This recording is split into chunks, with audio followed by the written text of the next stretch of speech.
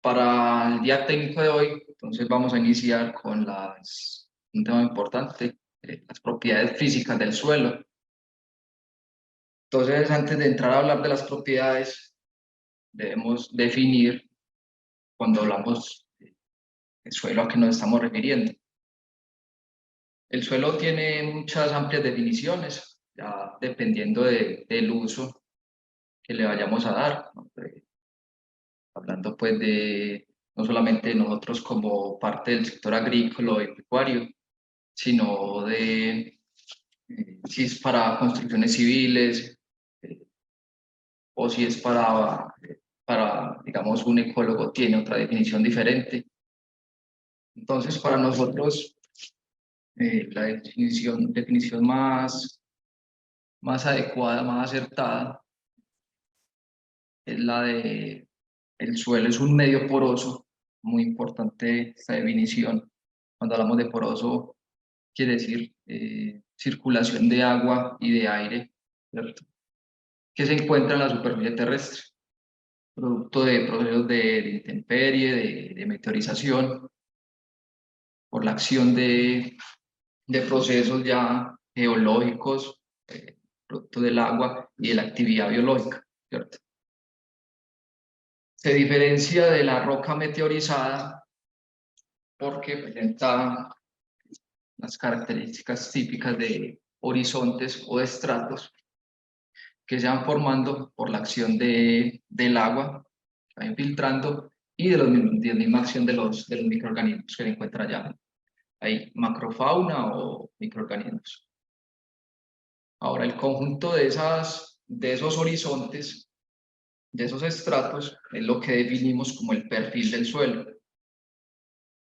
Ahora, en las ciencias del suelo hay todo un componente inmenso encargado de la clasificación, de darle una taxonomía a los suelos, desde el orden, definiendo cada perfil. Pero entonces podemos darle una definición general a cada uno de estos horizontes que están presentes.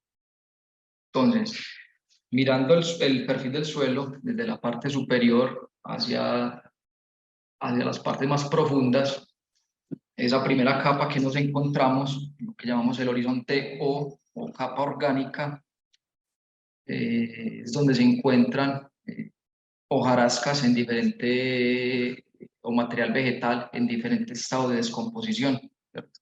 Es lo que encontramos comúnmente en suelos de bosques o plantaciones forestales. Ya por producto de la agricultura, ya este horizonte ya se ha ido incorporando al siguiente horizonte, el horizonte A, entonces no es común que que no lo encontremos.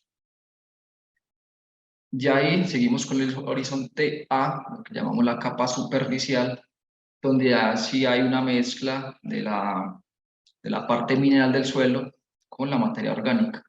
En este horizonte encontramos una mayor actividad biológica eh, por la presencia de raíces y microorganismos que se encuentran pues aquí ahí interactuando.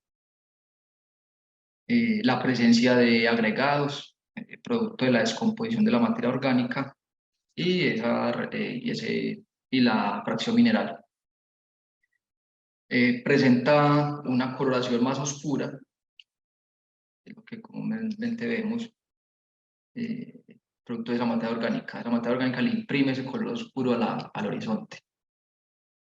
Ya si a medida que profundizamos encontramos ya el horizonte B, que llamamos zona de precipitados, o el horizonte diluvial, que ya producto del agua que va percolando, se van acumulando todos esos iones de la parte superior, humus que también se va arrastrando. Ya en este horizonte ya la actividad biológica es media a baja, ya no hay, tampoco tenemos la presencia de oxígeno, importante para estos procesos. Ya el horizonte siguiente, lo que llamamos el horizonte C, el subsuelo, que ya nos encontramos con fragmentos del material parental, de la roca madre, ¿cierto? envueltos pues en una matriz arcillosa. Ya la actividad biológica ya es muy baja en esta zona, muy bajas concentraciones de oxígeno y de materia orgánica. Y ya por último, nos encontraríamos con lo que es la roca madre, ¿cierto? Lo inicial que dio origen a estos horizontes superiores. Bueno, el suelo, al ser un cuerpo de origen natural, tiene presente las tres estados, tres fases, pues, tres estados de la materia. En este caso serían las tres fases que lo componen, sólido, líquido y gaseoso, ¿cierto? La parte líquida y gaseosa lo podríamos agrupar en lo que llamaríamos la parte porosa del suelo, sea que esté ocupado por un líquido, agua o la solución del suelo, o ya pues los gases unos gases que nos podemos encontrar ahí.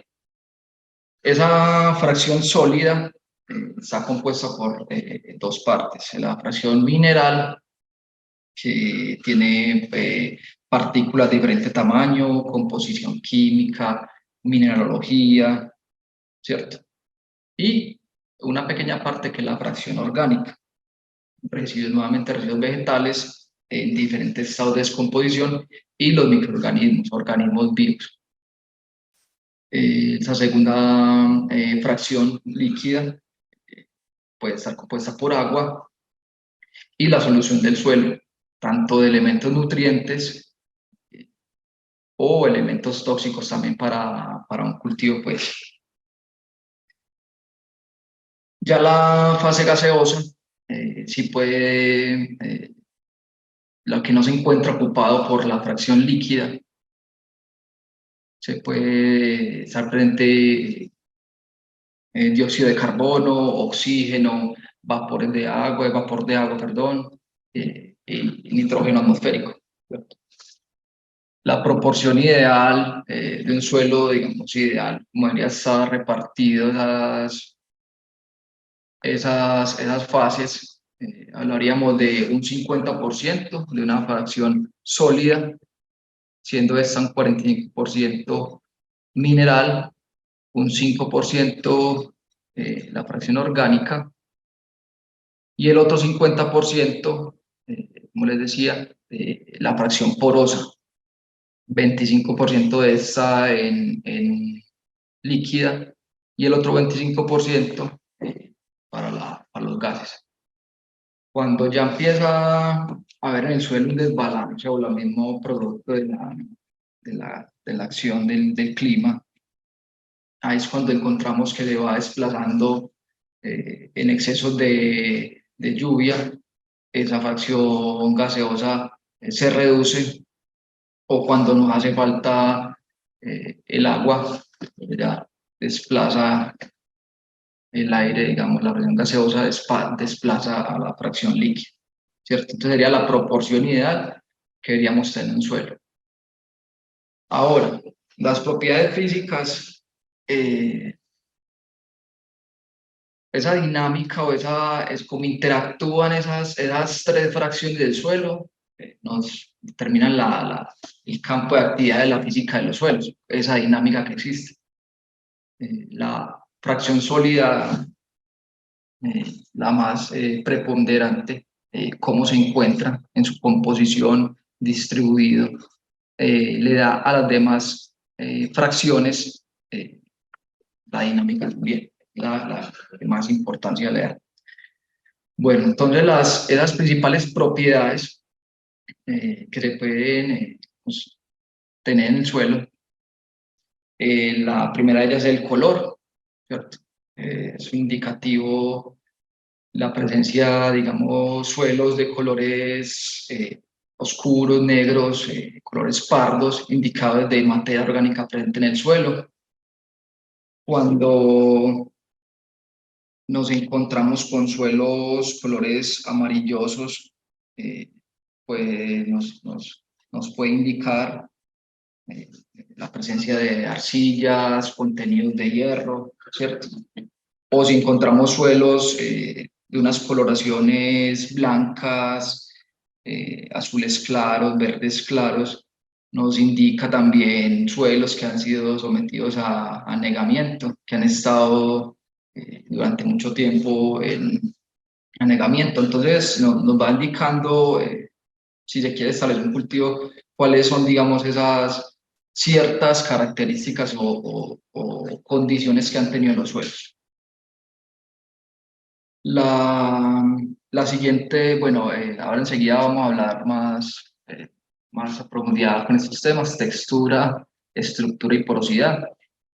La permeabilidad del suelo nos indica como esa facilidad que tiene el aire y el agua para moverse al interior, ¿cierto? La profundidad efectiva que nos dice hasta dónde puede llegar esa profundidad, hasta dónde pueden llegar las raíces sin encontrarse con una capa pedregosa o algo que impida el desarrollo de un cultivo.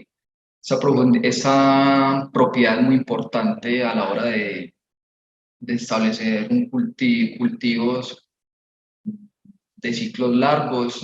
No se tiene muy en cuenta. Por lo general se hacen análisis de suelos 20-40 centímetros, y para cultivos que queremos establecer durante mínimo 5 años. Y resulta que en horizontes más profundos, a 1 metro, tenemos una capa endurecida, lo que llamamos un harpán, una capa endurecida que nos acumula el agua. Entonces ya nos afectaría el desarrollo del cultivo, ¿cierto? El drenaje, otra propiedad física del suelo, que nos dice pues como la rapidez con la que se mueve el agua, eh, con la que sale el agua del suelo luego de llover o si son sistemas de riego, de impulso de riego, ¿cierto?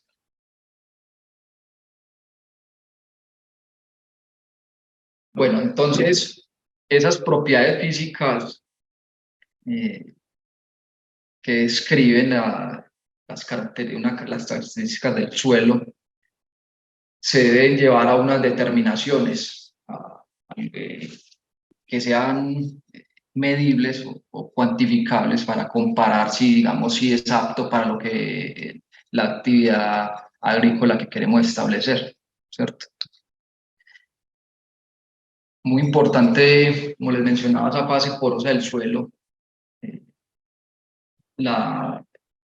el suelo, a la hora de tomar las muestras, por lo general, cuando mandamos una muestra de análisis del suelo, lo que hacemos es, se toman de varios puntos, se mezcla y se envía. Entonces, cuando hacemos la labor, lo que estamos haciendo es disturbando el suelo, dañando su forma natural que tiene.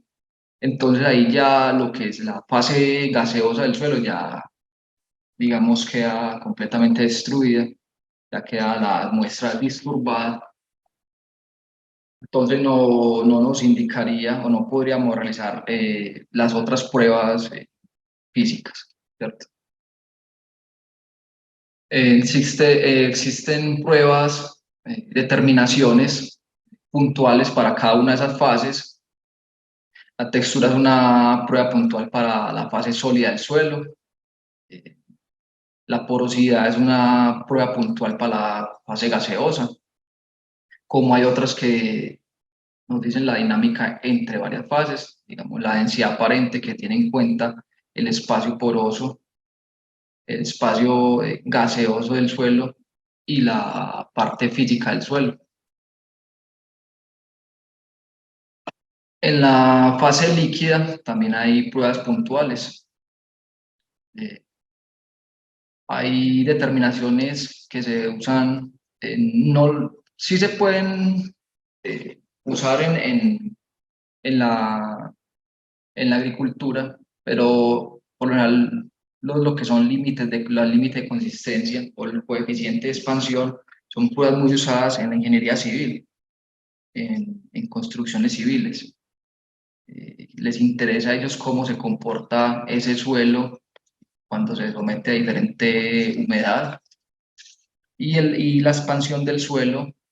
Existen determinados tipos de arcillas que cuando se encuentran saturadas de agua se dilatan y cuando están secas se contraen. Entonces, digamos, son determinaciones que ellos muy puntual realizan y que igualmente para la agricultura son bien importantes. Un suelo que se expande, se contrae en un cultivo generaría un partimiento de las raíces. Entonces, también se deben tener en cuenta. En campo también existen otras pruebas ya muy específicas, ya cuando se quieren establecer sistemas de fertilización, como la infiltración, la conductividad hidráulica, y ya otra propiedad que se mide en campo, más que todo mirando la parte sólida, la resistencia a la penetración. Ya vamos a hablar de cada una de ellas.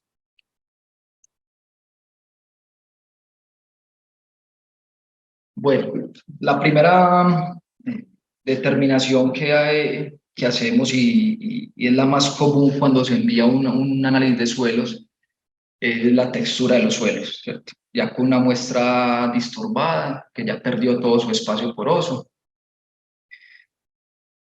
Entonces, esta propiedad o esta determinación nos define esa, la cantidad relativa de las partículas más finas del suelo. Esas partículas, es decir, menores a 2 milímetros. Ahora, ¿cuáles son esas partículas? Digamos, en el tamaño más grande de esas partículas, lo que llamamos partículas del tamaño de las arenas, que están comprendidas entre los 2 y los 0.02 milímetros, que son producto de la meteorización del material parental de minerales primarios. Son partículas de cuarzo o feldespatos muy finos, de tamaños muy finos. Ya en ese mismo orden de tamaño, partículas de tamaño medio, lo que llamamos los limos, partículas de tamaño de 0.02 o 0.002 milímetros de diámetro, ya partículas también de minerales primarios, pero un estado más avanzado de meteorización, o sea, es decir, un tamaño más pequeño, ¿cierto?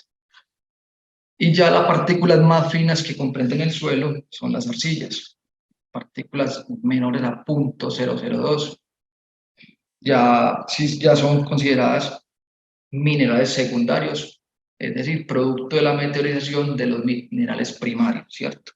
Ahí ya hablamos de filosilicatos, en formas cristalinas, o sea, con estructura definida, no cristalinos, hablamos ya de óxidos de hierro y de aluminio. Estas arcillas son muy importantes que hacer ese tamaño tan fino ya pues presenta una alta superficie específica y son coloides, o sea, tienen carga electrostática y son encargados de esa retención de la humedad, de la CIC, de la capacidad de intercambio catónico del suelo o la capacidad de intercambio aniónico. Pues les traigo como una imagen para hacernos pues como una comparación de, eh, tiene un aumento pues la imagen, pero para que miremos una arena comparado con una arcilla o un limo. O sea, entre ellas mismas las diferencias son muy amplias. Listo.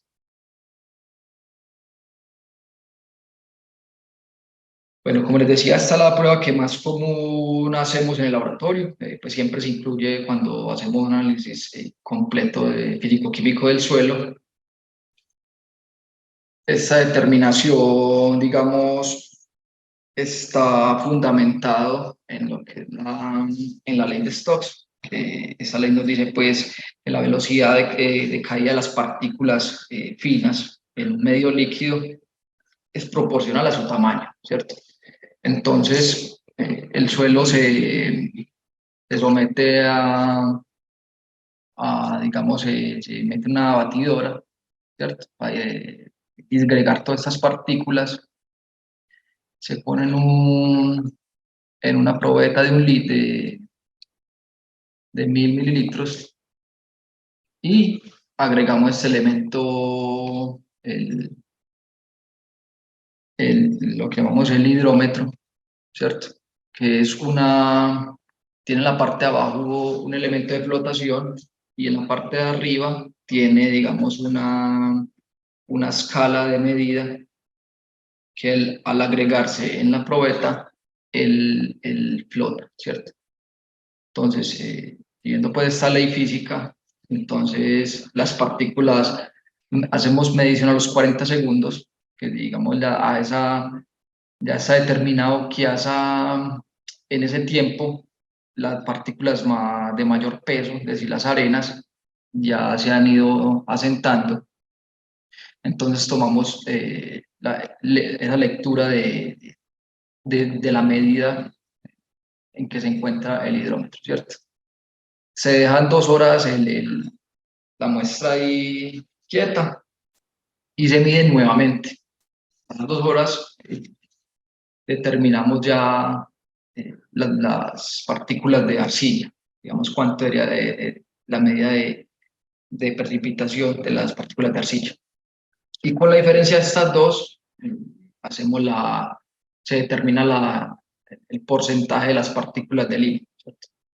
Ya una vez tenido pues estos porcentajes de cada una de las partículas, nos vamos al cuadro textural, donde ya eh, hacemos, contrarrestamos cada uno de estos porcentajes y definimos lo que se incluye en el de suelos, cómo se considera el tipo de suelo, si es un suelo arcilloso, un suelo franco-arenoso, franco, limoso, ¿cierto?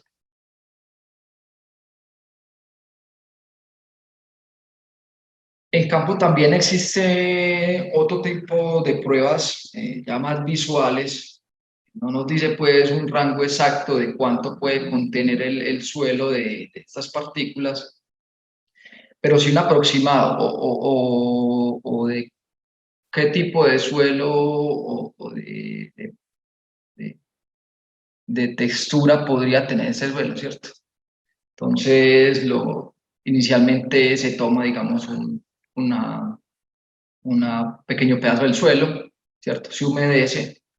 Ahora, si esa fracción de ese pedazo del suelo no forma una bolita, entonces podemos deducir que puede tener alrededor de un 70% de arena, ¿cierto? Que es un suelo más arenoso.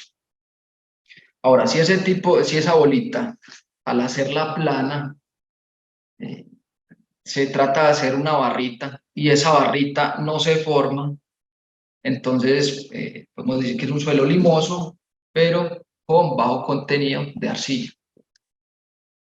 Ahora, si esa barrita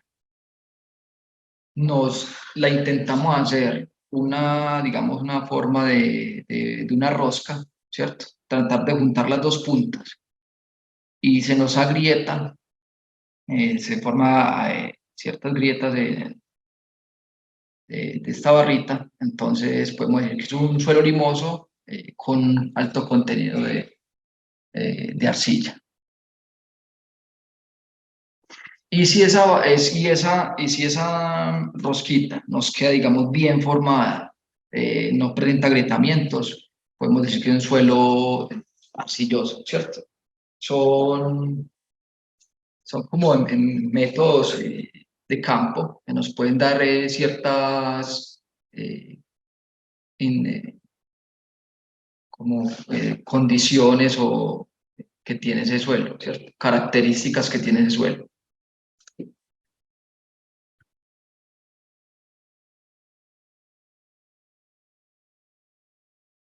Bueno, otra de las propiedades importantes que tiene el suelo es lo que llamamos la estructura y la porosidad. La estructura del suelo nos la da los agregados que lo componen. Cuando hablamos de un agregado de suelo, estamos hablando de una partícula o de un tamaño partícula de alrededor de 0,5 a 3 milímetros, perdón. Y este agregado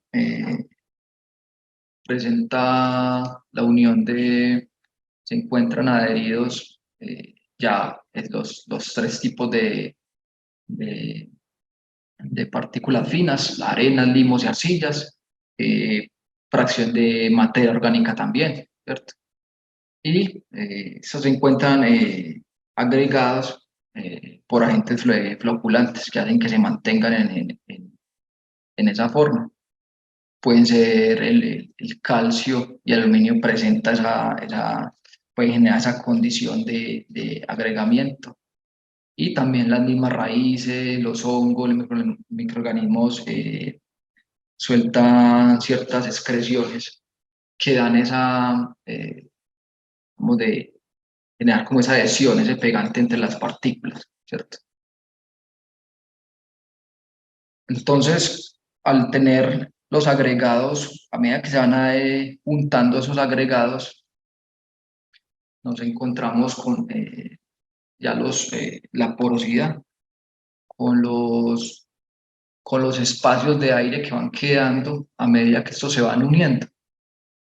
Entonces, cuando tenemos la unión de varios agregados, esas bolsas de aire que quedan entre ellos se consideran lo que llamamos los macroporos, ¿cierto? Los espacios que quedan entre los agregados. Espacios mayor a 0,08 milímetros.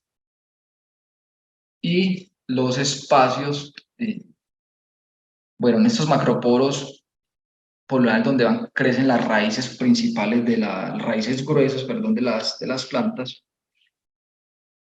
y dentro de los agregados es donde lo que llamamos los microporos, donde se forman los microporos. Dentro de estos agregados, donde van creciendo las raíces finas, las raíces donde se alimentan las plantas y donde se encuentra la solución del suelo. Ahí donde se da esa dinámica de que las plantas toman los elementos nutrientes. Entonces, se dice, o en términos generales, un suelo con un buen estado de humedad que genere condiciones para el crecimiento de las raíces y de los microorganismos, es el suelo que presenta aire entre sus macroporos y agua dentro de sus microporos. Digamos, es la condición ideal que debería tener un suelo, ¿cierto? O sea, aire dentro de los macroporos para que las raíces tengan oxígeno, se pueda dar intercambio gaseoso, y agua entre los microporos para que las raíces de alimentación, toman la solución del suelo, se nutren, ¿cierto? Entonces, esa propiedad está directamente relacionada con la textura también, ¿cierto? También nos da eh, esa propiedad. Aunque no quiere decir que un suelo arcilloso, que tenga un alto contenido de arcilla, si tiene una buena estructura, sea un suelo mal drenado, ¿cierto?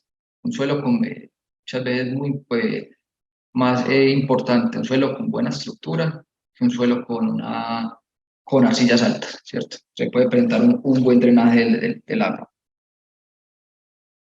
Estas pruebas ya son pruebas ya más específicas, pruebas que se realizan, por lo general se hace lo que llamamos el método de Joder, que se trae una muestra sin disturbar, que no haya perdido esa forma del campo, de que se trae el campo, sin, digamos, desbaratar los agregados.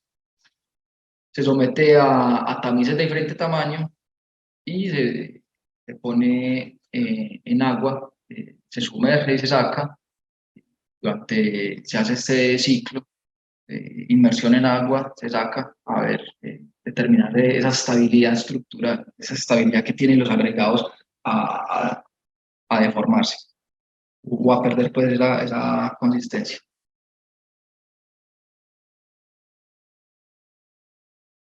Bueno, las propiedades anteriores estaban relacionadas con la fase sólida del suelo. Ya la densidad aparente, cuando hablamos de densidad aparente ya estamos incluyendo la fase sólida y la fase porosa del suelo. A partir de la densidad aparente podemos determinar la porosidad. Entonces, volviendo como a esa definición de la física de la densidad, ¿cierto? Es una determinada masa sobre un volumen también determinado. Entonces, partiendo de que el suelo de la premisa de que el suelo es un medio poroso, no es, digamos, una barra de hierro, ¿cierto? O una roca sólida. Entonces, habría que determinar cuánto compone de ese volumen determinado, cuánto se considera aire o poro y cuánto de ese volumen se considera sólido, es de la matriz sólida, ¿cierto? Esa es la diferencia también entre la densidad real, que también se puede determinar en el suelo, y aquí se hace pues un suelo disturbado, que ya ha perdido pues de esa estructura. Bueno, la densidad aparente es una determinación importante, muy importante.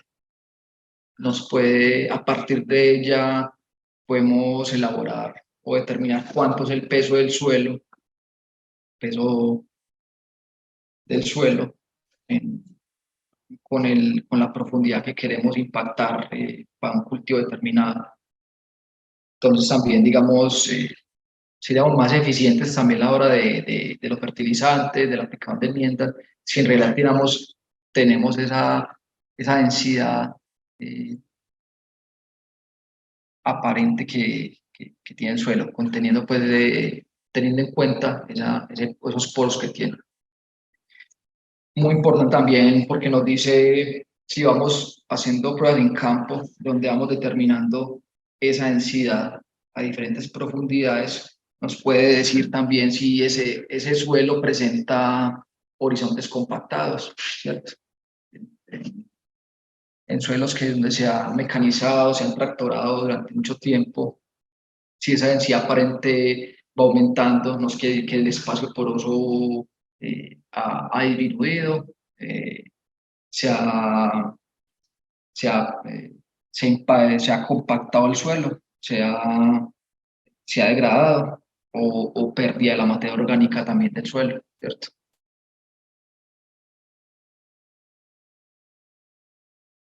Bueno, la determinación de la densidad aparente en realidad es un método muy sencillo, es muy importante,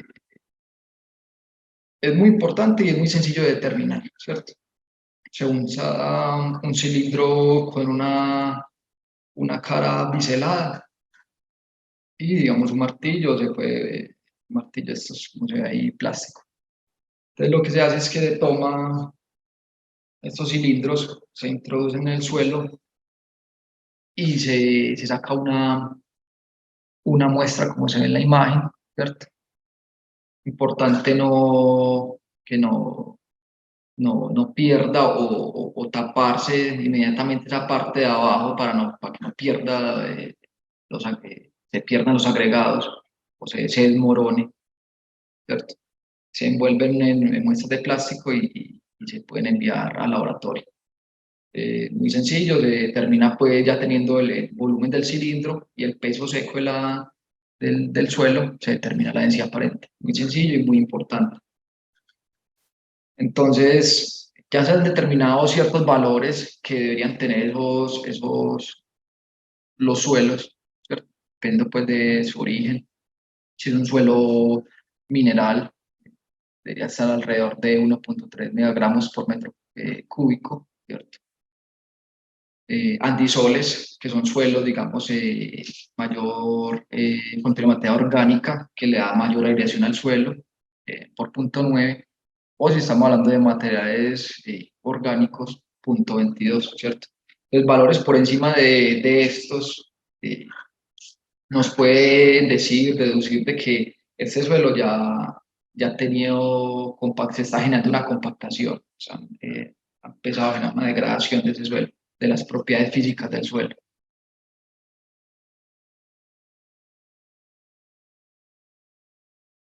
Ya mirando ya otra propiedad, otra determinación, en este caso sí ya de la fase líquida del suelo, ¿cierto? De la dinámica de la fase sólida con la fase líquida, es lo que llamamos la retención de humedad.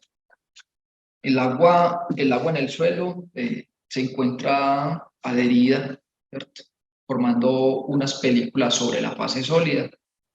Ella no se encuentra digamos, en un estado libre, a menos de que el suelo se encuentre saturado. Cuando ya se encuentra saturación, ya no hay una herencia, que esa herencia nos dice, es una fuerza con la que retiene las partículas sólidas, retienen el agua. Y esas fuerzas se expresan en unidades de kilopascales, atmósferas o bares, ¿cierto? La fuerza con que se retiene el agua. Entonces se han definido unos límites, unas, eh, unos estados donde esa agua, a medida que va disminuyendo, eh, se adhiere con más fuerza al suelo, ¿cierto? Entonces, ya se ha determinado que en los cultivos pueden, lo que llamamos el punto de marchita es permanente, ¿cierto? Que es donde existe, ya hay cambios irreversibles en las plantas, donde ya no es capaz de las raíces de absorber el agua del suelo, que está aproximadamente menos 15 atmósferas definidas, y la capacidad de campo, que es el límite superior, donde diré pues que los macroporos ya han drenado, está alrededor de 0,3 atmósferas. Ese, ese, ese rango entre estos dos valores es lo que llamamos el agua aprovechable por la planta. Bueno, bueno, la retención de humedad está relacionada directamente con la textura del suelo. A medida que un suelo entre más arenoso sea, el agua se retiene con menos fuerza, digamos, el agua se lava, se pierde, a comparación de un suelo eh, arcilloso, donde el agua sí, como lo que les decía, el- las arcillas tienen esa capacidad, esas cargas electrostáticas y son responsables de la retención del agua. Entonces, eso está relacionado directamente con tamaño de partículas que pueda presentar el suelo. Esta es una propiedad muy utilizada en sistemas de fertirrigación, ¿cierto? Para poder ellos determinar esos pulsos de riego, cuando ya el suelo ya no está, eh, digamos, limitando el agua, ya la planta no es capaz de extraerlo, entonces indica de que es el momento de regar. Está muy automatizado, se usan estos equipos de campo llamados tensiómetros que miden esa humedad y ya pues le expresan pues el valor ahí en los rangos que les definí, entre 0,3 y 15 atmósferas de presión. Nosotros en el laboratorio tenemos una metodología, hacemos también una metodología para determinar la máxima capacidad que puede retener el suelo el agua.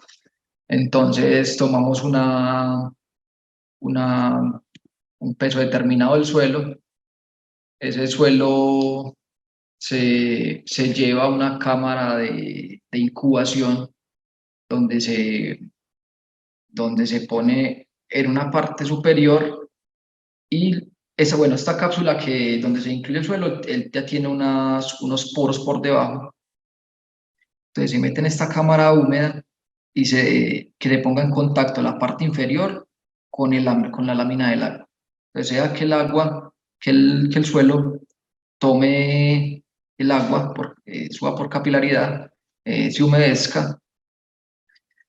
Al tenerse ya esta humedad que se encuentre ya completamente humedecido, se saca, se deja escurriendo, que salga el agua pues por goteo, lo que no está retenido en el suelo y ya, digamos, eh, por diferencia de peso, determinamos ese porcentaje o esa máxima retención que puede generar ese suelo.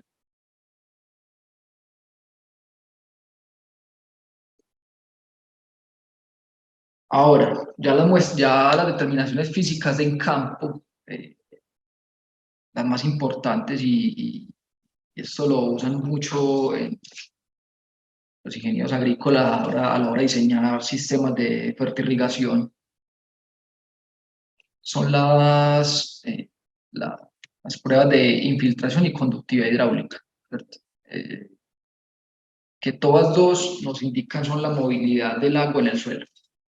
La infiltración se mide en superficie, ¿cierto? Importante para determinar el riego, digamos, esos pulsos de riego, que nos dice esa velocidad de entrada del agua al suelo, cuánto tiempo permanece en la superficie hasta generar ese humedecimiento, teniendo en cuenta pues que algunos suelos presentan hidrofobicidad, ¿cierto? Repelencia al agua, o también la textura, la estructura también le dan las características o la velocidad de infiltración. Y lo que se mide se van agregando cantidad de agua y se mide cuánto baja y con el volumen de estos cilindros se determina cuánto ha sido digamos, la toma de agua por el suelo, ¿cierto? Ahora, la conductividad hidráulica ya es cómo drena, cómo sale esa agua del suelo, ¿cierto? Esa movilidad al interior, cómo sale la movilidad al interior del, del suelo. Depende fuertemente de la estructura y la textura, ¿cierto? Nos da la dinámica de los macroporos. Se toman también cilindros muy parecidos como cuando vamos a hacer pruebas de densidad aparente, se toman los cilindros, también se llevan al laboratorio, se humedecen y en la parte superior se les coloca una columna de agua, ¿cierto? Que aporte agua constante. Ya se deja que en la parte inferior del cilindro, donde tomó la muestra, que drene y se mira se hace en determinado tiempo, se mide cuánto ha sido el agua que se mueve en el cilindro. Entonces, nos da una idea de ese drenaje, cuánto tiempo se demora el agua en salir del suelo. Ya finalmente la última prueba que se hace, que se puede determinar en campo, es lo que llamamos la resistencia a la penetración, muy importante. No es muy tenida en cuenta a la hora de establecer un cultivo. Se tiene muy en cuenta la parte química, la textura, pero si en realidad el suelo presenta una resistencia a las raíces, al crecimiento de las raíces, ahí es prácticamente imposible de que la raíz pueda generar esa fuerza para su crecimiento. Cuando se hacen directamente en campo, sin disturbar las muestras, cuando el equipo nos presenta una presión mayor a 2000 kilopascal o 30 psi, es indicador de que ya las raíces ya a esa presión no crecen, ¿cierto? Entonces consisten, hay dos tipos de estos equipos que llaman penetrómetros, que este que tiene como una barra y un medidor en la parte superior, que al imprimirse fuerza, esta punta que tiene en la parte inferior, el equipo refleja arriba cuánto ha sido esa fuerza aplicada para ir penetrando el suelo, ¿cierto? Como hay otros equipos ya más de mano, eh, que se, se hunde, sale como, digamos, una especie de barrita y nos dice pues ahí en el nivel cuánto ha sido la fuerza aplicada. Queríamos pues como mencionarles estas propiedades físicas del suelo, muy importantes, muy pocas veces son tenidas en cuenta, se mira muy a profundidad la parte química, las cantidades de fertilizantes, se hacen todos los estudios de suelos desde la parte química y muchas veces no se observa un resultado, los resultados esperados y resulta que son alguna variable física que no está limitando el desarrollo. Entonces, para que lo tengamos en cuenta, no solamente miremos la textura, sino también otras propiedades que nos dicen si ese suelo es apto o no es apto para la actividad económica que queremos establecer.